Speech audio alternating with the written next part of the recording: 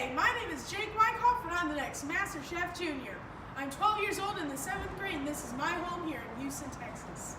That building right over there is where my dad lives.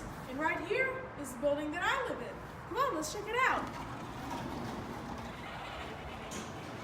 Hello, Mr. Abdel. How are you? How are you? Hello.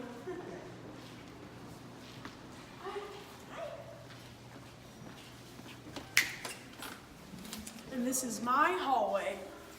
Right in here is what leads into my very own house.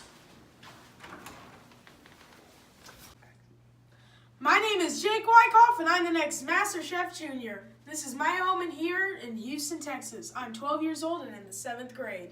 Come on, let's check it out. Hey, this is my wonderful grandmother. I call her my Mamu. How are you? Well, how are you, sweetheart? I'm good. How are you? Well, I wouldn't expect anything less but good out of you. You got something good on the agenda tonight for dinner? Of course I do. Gonna surprise me? Some wonderful steaks. Oh, wonderful, wonderful. But first, why don't we go check out my room? Okay. By the way, my dad is working the camera behind me. Say hi. Right here. I'm very interested in art. I made this when I was about 6 or 7 when I first moved here to Houston. I call it Santa Puppy and the Shy Owl, because what else could be a fitter name for it? Is I did this around Christmas time, that's why. And this is my wonderful room. I think you can find a lot of different mediums in here, such as the Houston Astros, Super Mario, and even my very own baseball team that I am a member on. And yes, this is my awesome computer setup. And as always, family is indeed everything. Now why don't we go check out the kitchen. Now I just love my house. I couldn't ask for a much better one at all. And this right here is a painting made by Dorothy Hood. And she was a Texas artist from the early 1970s to the 2000s before she died of breast cancer, sadly. But lately she has been on the rise in the Houston art community. And this right here is a very own painting of yours truly. I took this as a picture in front of my school, St. Anne's, and I'm also on the foundation page for that, this picture right here. And for Christmas last year, I gave this to my grandmother as a gift. And I think that is all until we get into the kitchen. Oh, and this is my father here. That's the man behind the camera. Now, why don't we get started, shall we? This is probably my favorite apron because I love Star Wars. And today, as I said before, we'll be cooking steaks, and on the side, we will have a nice roast shiitake mushrooms as a side. Now, why don't we get started? Yes, I almost forgot about the white asparagus. I like these better than normal green asparagus because they just feel so much, they just taste a bit sweeter to me rather than the green asparagus, and they're a bit harder to cook, but that's what makes them so rewarding in my opinion. So first, let's chop off the ends of them.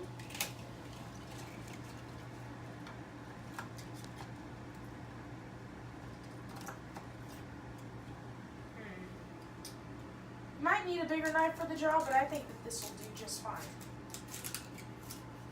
So now, after that I've chopped the ends of the asparagus, I'm going to take my vegetable peeler and just peel that skin right off because you don't want that when you're going to be cooking these. Trust me.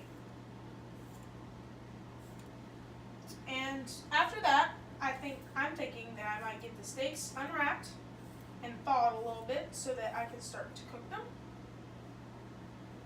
And then I'll also have a wonderful mushroom roast going.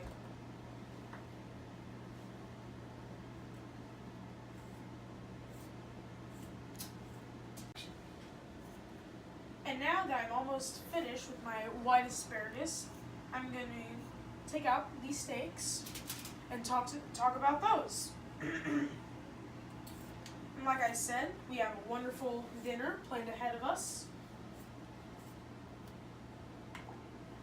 And there we go.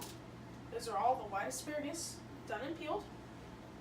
Now I'm going to take out the steaks. Of course, you always want to keep a nice clean kitchen because you don't want any cross-contamination or anything like that. You don't want to get your customers sick, if you know what I'm saying. Alright, I've got the cutting board all clean. So is the peeler. Gonna dry it off. Place it back where it was. Right there. Now, first, I'm going to take out a strip steak, which is one of my favorite steaks besides skirt steaks, because you make fajitas with those. But New York strip steaks are one of my favorites because there's such a great amount of lean meat in them. And look at that right there. That is a wonderful steak. Prime. Only a bit of steak cut in America is prime. And that's why I love it, because it tastes so good. Now, we'll leave this out here, and in this salt shaker, we have Ono salt, one of my favorite salts. It comes from Hawaii. You can get it online or anywhere else. And it has sea salt, cracked pepper, ginger, garlic. That's a lot. And salt. It's better than even, garlic salt or onion salt. That's just how much I love it. So I'm going to season steak with it nice and well. After that, I'm going to leave that here. This is my dad's favorite steak. I'm going to prepare that for him too. He loves a nice good T-bone. Yet another steak that is also prime, found here in Houston, Texas. Now this, I can tell already, this is going to be beautiful. Oh yes. There it is. Look at that. That is a nice big steak right there. I'm going to season it.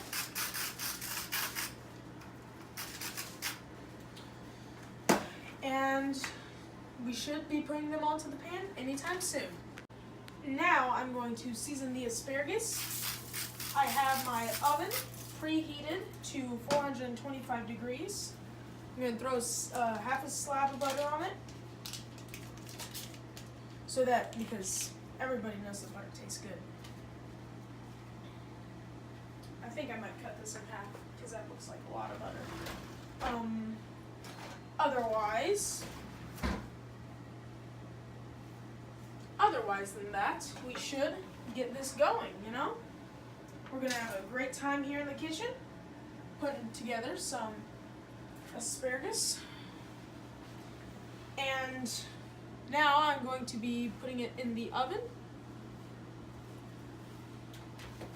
Ooh, yeah, that is a preheated oven, all right. Nice and warm.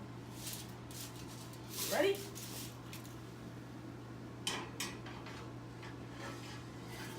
There you go, right there.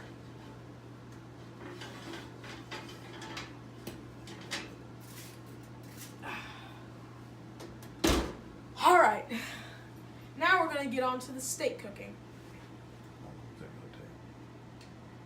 Oh yeah. Those those asparagus should take about 10 minutes to cook. And I'm going to set a timer right now.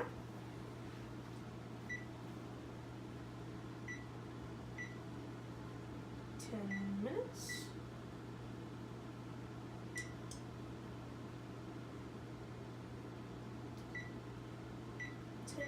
Right there. All right. Now we're going to get onto the steak cooking. We're going to be doing the mushrooms last because they will take about 2 to 3 minutes.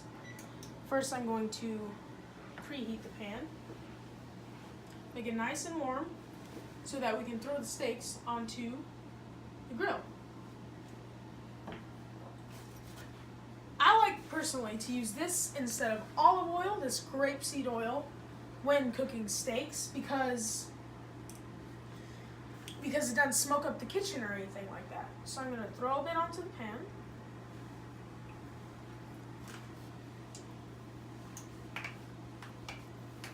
That should right there. Make it nice and moistened up so that our steaks can cook better.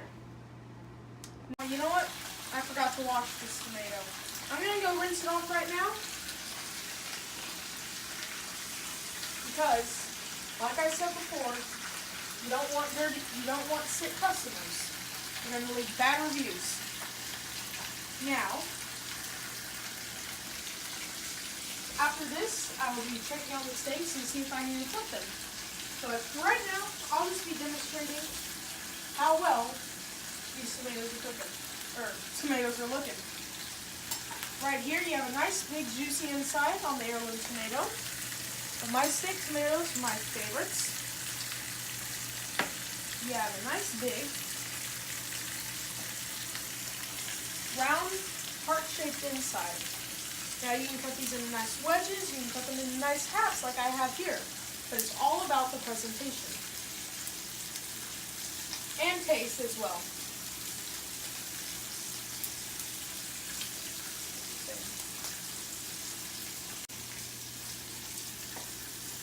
Here I have them in nice slices so that I can serve them with my steak. This is a nice big slice, juicy. And this right here, ooh, got hot. And this is a nice heirloom slice with plenty of juices. Now I think it might be about time to flip the steaks over. Well, maybe not yet, but it's certainly looking that way. I'm going to continue cutting these tomato wedges so that I can serve them with my wonderful steaks. Right here is my secret weapon in the kitchen. Now, sadly enough, I won't be using it tonight because there's no need for it, but this is my favorite pasta maker in the entire world. It's the first one I've owned and the only one that I've owned, and it sure is a trooper. It's been with me for a long time now, and I can make Alfredo pastas. I can make flat dough for baking, and I can make angel hair pastas. All you have to do is just insert the knob, and great. Pretty simple. Now, I think that I might be turning the steaks about now. Here's my magic fork. Look at that. Wonderful.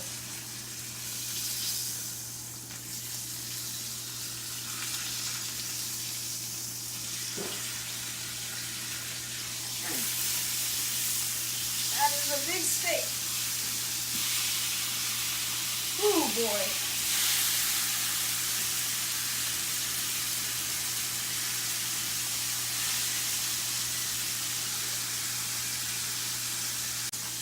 And look at this pretty grill on the steaks. Look at this fine, exquisite cook. Wow, like that is crazy. Looks so nice. Now I gotta get cooking on my mushrooms. But I hear my asparagus going off. I think I might check on those. A lot of multitasking going on in the kitchen. Gotta get on my mitts really quickly. I don't want these to burn. Wow, they are looking great.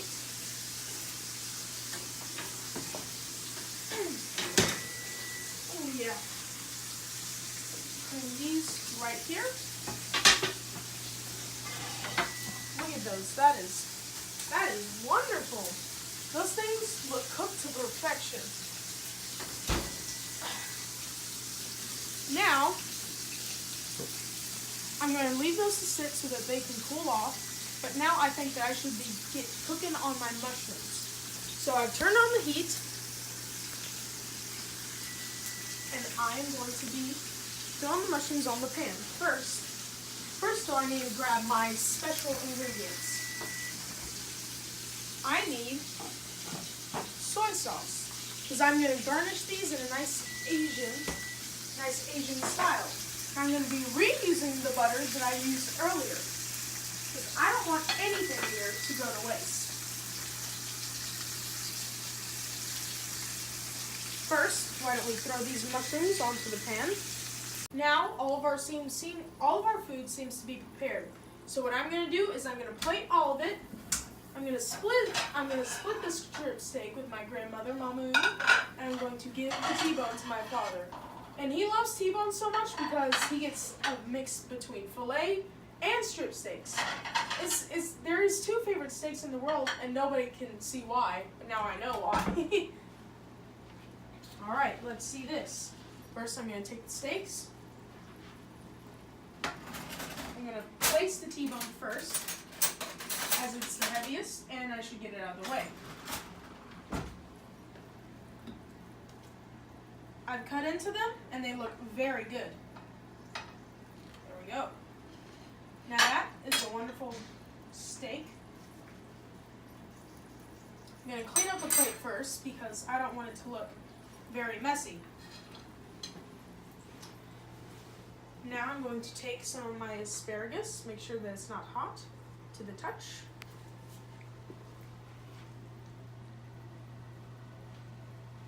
I'm going to plate it to the side of my father's steak. I'm going to take some tomatoes, make them look nice and pretty, and he can also eat them. But finally, now, once and for all, I'm going to take off the lid of my mushrooms, because we haven't checked those yet. And those look nice, brown, and beautiful. Ooh. I wish you could just smell this right now. It smells amazing. I'm going to take some and plate them on the dish as well. Here we are. Listen to that sizzle.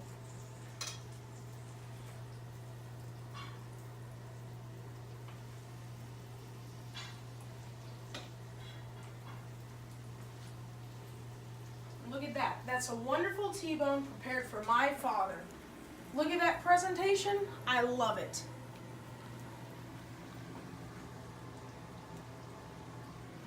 Now, we're going to do the same for me and my grandmother, except this time I'm going to have to split the steak in two, because both of us have enough hunger to eat just one steak combined. We can't eat one by ourselves. Cut into this one as well, and it looks pink in the middle. We all like ours medium rare. I'm going to cut the steak.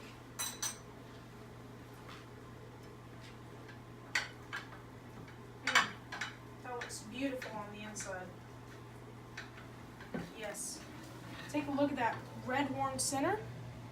That's how you want it when you cook it medium rare. This will be my plate because I get the fatter part. I like fatty more than I do lean meat. I'll give this to my mother. Wonderful. Now I'm going to clean this plate up as well, as it gets some of the extra grease on it that we don't really want, because we want to keep it looking pretty, nice, and fresh. And that's why I have this napkin on me at all times, in case if I need to clean up or pretty up. Now, I'm going to do the same with my asparagus and my mushrooms.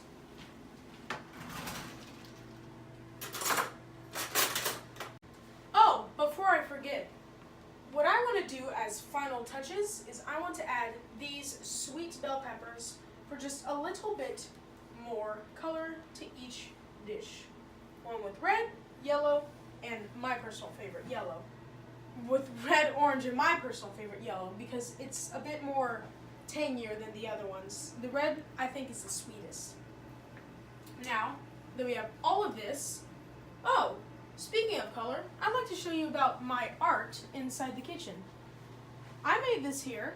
These were painted candy apples, but the trick was I used them using a palette knife. So basically it's one of those pie cutters, except it's smaller and you use it for mixing colors on a palette. So I had to take it individually one by one and kind of spread it across. I also made a 3D model made from clay and other acrylic paints. And behind you, I have this I did in around 2nd grade or 1st grade, but it earned me Artist of the Week, of course. We did an alphabet, but instead of just doing a normal plain letters, like the school, but we made it fun and colorful. And down here, I made this just this summer. This is a Dairy Queen ice cream cone because we South Texans love Dairy Queen. I made this for my mother, or my grandmother, for her birthday in August. And up here, I have different abstract arts that I made when I was around 6 and 7, along with the Santa Puppy and the Shy Owl paintings. And one more thing, this right here was my role in last year's school play, Cinderella. I was Prince Charming, as you can see. But now, why don't we get to the table? I will see you at the table. Here comes the good part. Now we're all gonna sit down as a family and enjoy a nice meal that I cooked. And now, I will take the camera and introduce you to my father. Hello, MasterchefJr. I love my son, and I'm very proud of him. Thanks for having us. How about a little Elvis?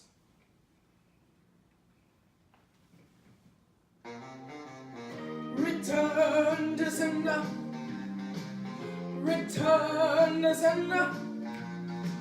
I gave a letter to the postman. He put it in his sack.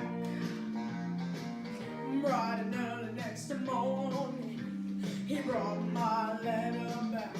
She wrote upon it, return to sender. Address unknown. No such number. No such zone. We had a quarrel. Her lover's back. Alright, I'm sorry, but my letter keeps coming back. So then I dropped it in my mailbox. Put a special date.